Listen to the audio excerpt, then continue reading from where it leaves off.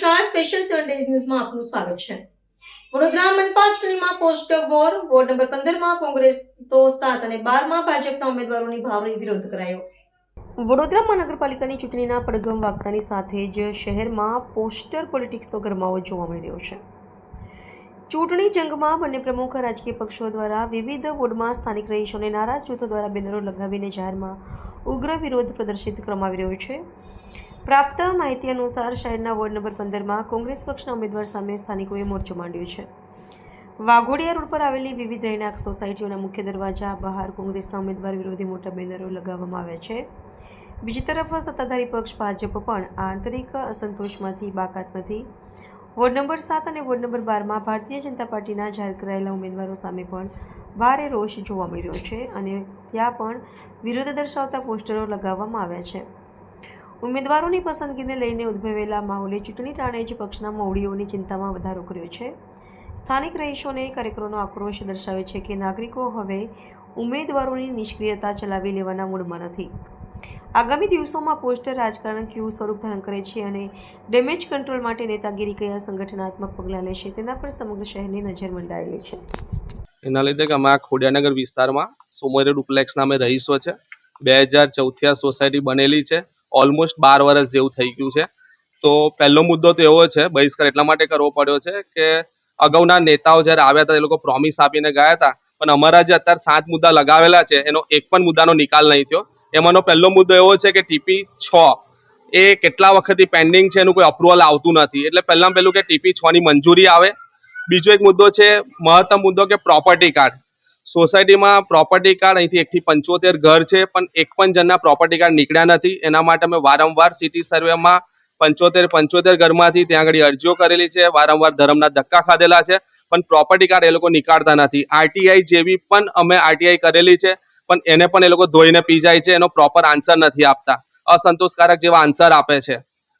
ત્રીજો મુદ્દો છે કે અહીંયા આગળ જે પાણી, મહત્તમ પાણી દરરોજ સવાર ઉઠે ત્યારથી આપણે પાણીની જરૂરિયાત પડતી હોય છે, પણ પાણી એકદમ ઓછા દબાણમાં આવે છે। અમારી પૂરતી ટાંકીઓ ભરાતી નથી, એટલે બહારથી ટેન્કરો મંગાવવી પડે છે, મોટરો મૂકવી પડે છે, ત્યારે પાણી થોડુંક ઉપયોગમાં આવે એટલું રહે છે। સવારમાં પાણી આવે તો સાંજે તો ખાલી થઈ જાય છે। અને બીજું વસ્તુ ખાસ ગંદુ પાણી આવે છે, એના લીધે કાયમ માદગી શરૂ રહે છે। ઘણા 50 થી વધારે છોકરાઓ છે અહીંયા ગાડી, એ લોકોને કાયમ દવાખાના ધક્કા ખાવા પડતા હોય છે। ચોથો મુદ્દો છે કે અમારી જે પાયાની સુવિધાઓ છે, ધારો કે રોડ લઈ લઈએ આપણે, રોડ 9 મીટર હોવો જોઈએ, પણ કોઈ જગ્યા પર 9 મીટર નથી। સાઈડમાં પેવર બ્લોક માટે વારંવાર એના માટે પણ અરજી કરી છે, પણ આ લોકો પ્રોપર રોડ પણ બનાવતા નથી। પાંચમો મુદ્દો છે કે અમારી સોસાયટી પાછળ એક મોટો પ્લોટ આવેલો છે, પ્લોટની અંદર મોટી જગ્યા આવેલી છે, ગાર્ડન માટે ફાળવેલી છે, એના માટે પણ વારંવાર રજૂઆત કરવા છતાં એ લોકો ત્યાં ગાર્ડન નથી બનાવતા। એના લીધે સોસાયટીમાંથી મચ્છરો આવે છે, સાપોલી આવી જાય છે, અને પાછળ છોકરાઓ રમતા હોય છે, 1-2 છોકરાઓને તો સાપોલી પણ કરડી ખાધેલું છે, પણ ભગવાનની દયાથી બચી ગયેલા છે। અમારો બીજો મુદ્દો છે કે સોસાયટીમાં મેઇન રોડથી એટલા બધા દબાણો કરેલા છે, દબાણો કરતા અધિકારીઓ આવે છે, દબાણો હટાવીને જાય છે, પાછા દબાણો એની એ જગ્યા ઉપર થઈ જતા હોય છે।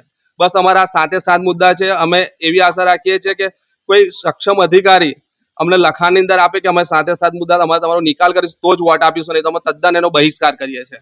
તમે આખી સોસાયટીનો બહિષ્કાર કરીએ છીએ।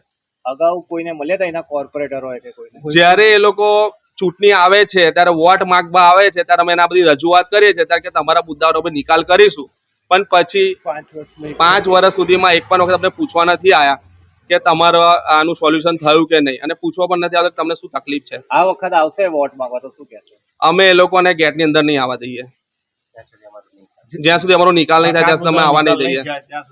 આપનો પરિચય? ભાગ્યેશ બીશા, વોર્ડ નંબર 6 ની ખોડિયાનગર વિસ્તાર છે અને એમાં સુમેરુ ડુપ્લેક્સ સોસાયટી આવેલી છે। છેલ્લા 12 વર્ષથી આ સોસાયટીના રહીશો અહીં રહે છે। વારંવાર રજૂઆત કરવા છતાં પાયાની સુવિધાઓ આજ સુધી આ સોસાયટીને મળી નથી। રસ્તા હોય, પાણીની સમસ્યા હોય, વારંવાર પાણીની રજૂઆતો કરવા છતાં આ સોસાયટીને હજુ સુધી પાણીનો નિકાલ કરેલ નથી। ટીપી 6 ની મંજૂરી, શહેરની મધ્યમાં આ વિસ્તાર આવેલો હોવા છતાં આજે 51 ટીપી બની ગયેલ છે, તો છતાં શહેરની મધ્યમાં 6 નંબરની ટીપી આજ સુધી એની મંજૂરી આપેલી નથી। કાયમી ઓછા દબાણથી પાણી, ગંદુ પાણી, એના લીધે બીમારીઓ જેવા અસંખ્ય રોગોનો સામનો કરવો પડે છે। અને આ વખત મક્કમ નિર્ધાર કર્યો છે કે જ્યાં સુધી આ સમસ્યાનું નિરાકરણ નહીં થાય ત્યાં સુધી એક પણ સોસાયટીનો મત અમે પડવા દઈશું નહીં. અહીંયા પેલા જે કાઉન્સિલર હતા આની પહેલા એને તમે વાત કરતા હતા? અમે આ જ વિસ્તારના ડોક્ટર શીતલ મિસ્ત્રી સ્ટેન્ડિંગ કમિટીના ચેરમેન રહી ચૂક્યા છે, પણ એક પણ કામ એમનું આ વિસ્તારમાં કરેલ નથી. ચારે જે કોર્પોરેટરો હતા અંદર એકબીજાને બનતું ના હોવાથી એક પણ કોર્પોરેટર અહીં ફરક્યા નથી. 5 વર્ષમાં એક પણ કોર્પોરેટર અહીં જોવા સુદ્ધા આવ્યા નથી. જો ચૂંટણી પ્રચાર કરવા અહીંયા ફરી આવે તો શું કહેશો? અમે અમારી સોસાયટીમાં એમને ઘૂસવા દેવાના નથી. એક પણ મત આ સોસાયટીનો આ વખત આપવા દેવાના નથી. સંપૂર્ણ ચૂંટણીનો અમે બહિષ્કાર કરીશું. શું આપનો પરિચય? મારું નામ પટેલ નરેશભાઈ નાથાભાઈ છે. હું આ સોસાયટીનો પ્રમુખ છું.